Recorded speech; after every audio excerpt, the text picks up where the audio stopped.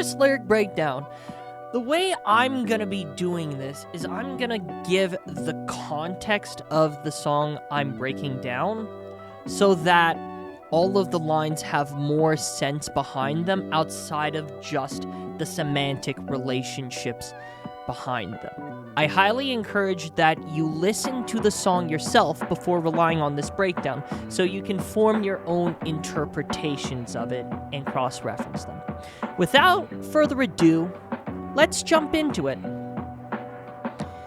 The song we're going to be looking at currently is a song I made as of recent called Baoi. Now, the context in which I made Baoi was I was working with some samples of the plap plap plap get pregnant meme that has been floating around for Bao, and I decided to flip that into a scratch sample.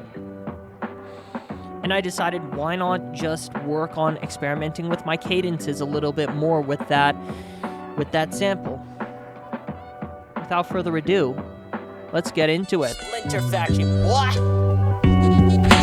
Ready to smoke 'em French razor when I go off the dome, a little off the top like I wrote this at the barber's post. Can't pluck me, I'm known as the heir to all the thrones, never fading, always shaving the moments I jotted in prose. Ready to smoke 'em French razor when I go off the dome leads into a haircutting scheme, where French razor refers to the guillotine, which was referred to at the time of its use the national razor, which is where the French razor part comes in, and it also ties into the ready to smoke 'em because guillotines are used for executing people, and the off the dome part serves as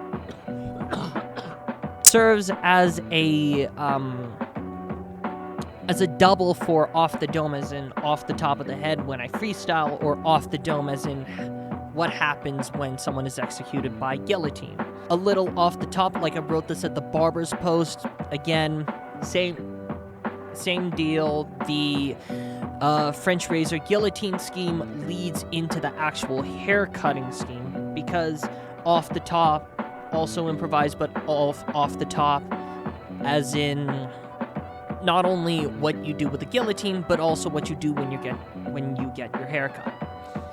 Can't pluck me, I'm known as the heir to all the thrones, never fading, always shaving moments I jotted in prose. Okay, so here there's some homophony going on with the word heir, as in a king's offspring, and heir as in what grows on your head. Never fading, always shaving. Again, another reference to hair cutting, where fading refers to a gradient of hair being removed so that a little bit of skin is exposed. Shaving, pretty self-explanatory. Saving, shaving, slight homophony there, not fully. Moments I jotted in prose kind of just wraps this in a little bow, saying I'm going off the top, and I'm always going to be saving them for later so that I can fully get it. There's pros of cons and cons of pros, a con and pros, so if pros are cons, I guess this poem's a fraud that no one will stop. Here, because pros of cons and cons are pros, a con and pros, so if pros are cons, I guess this poem's a fraud that no one will stop. Here, homophony and a technique known as chiasmus is being used. Chiasmus is the idea in which you invert the order of certain words to imply a different meaning. Shakespeare's done this most infamously in his play Macbeth, with the adage, fair is foul, foul is fair, but in more contemporary contexts, JID has been using it very recently in songs like Radar and on his feature Fuel. Here, I'm using chiasmus for the words pro and con. I'm inverting the order twice, and I'm using homophony, where here pros is referring to positive things, pros as in professionals, and prose as in free-form poetry, which is where the poems of fraud comes in. For cons, I'm using homophony in the sense of cons as in negative things, and cons as in con artists, which is where the cons being compared to frauds, pros as in poem are being compared. Closest to God, so shut the door if it knocks. Taking peas in your optimism, just stop it, you got hoe in your heart. Here,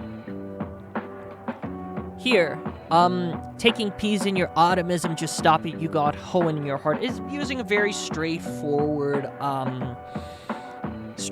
technique where I'm just taking the spelling of the words and altering it alongside homophony for P's as in the letter P, but P as in pennies, pounds, what have you, which is how I deliberately misspelled optimism to get rid of the P and performed a catachresis on the expression of hope in your heart, where instead of hope, when I remove the P, you get hoe, as in someone who will sell themselves out for anything. So I'm saying that if I take all the money away, they'll do anything, including losing their morals, to try and get together. Did dirt to soil opportunities for growth that I saw. Grassroots smoke like I'm loading a bomb. So, this did dirt to soil opportunities for growth that I saw. Grassroots smoked like I'm loading a bong. Uses allusion for earthly items and also a simile and double references for grassroots as in something starting out since birth, but grassroots as in a reference to weed. Did dirt is saying that you're doing something that you're not proud of. To soil opportunities, soil as in ruin. So did dirt to soil opportunities is a basic allusion to earthly things, earthly themes, as well as also doing negative things to get a positive outcome by ruining others' outcomes. Grassroots smoke like I'm loading a bong, that's a pretty self-explanatory simile right there. Grassroots as in the weed, loading a bong, that's what you do when you have a bong, throw some weed in there, you know? Question proposed to y'all. Are you slow in the noggin, or when you wrote your comments did your frontal lobe turn off? We got an overload of Fantanas who's moaning so constant we don't need more of y'all. Giving us low effort ratings, erase like foes, gon' do us a solid. So the context of this one was as of recent, I've been getting a lot of critiques about my flow being offbeat, even though I've been deliberately trying to work on ways of writing a flow that is catchy without it landing strictly on the kick or strictly on the snare. And the way I'm doing this is that for all of the first verse, I was rapping deliberately before the beat. Deliberately before the beat. The offbeats, if you will. Deliberately on the offbeats.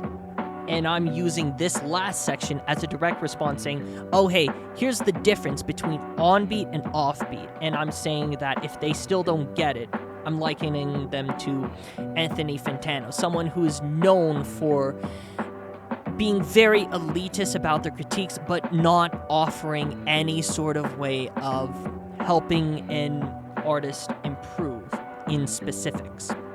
And I also do a little bit more of a play on that with the erase light foes going to do us a solid, because light foes as in someone who's barely going to take any effort to remove, but also light foes as in the way Anthony Fantano rates songs or albums using the light 4, solid 5, decent 6 deal, which really have no other meaning other than assigning a number to something without any forethought or foresight.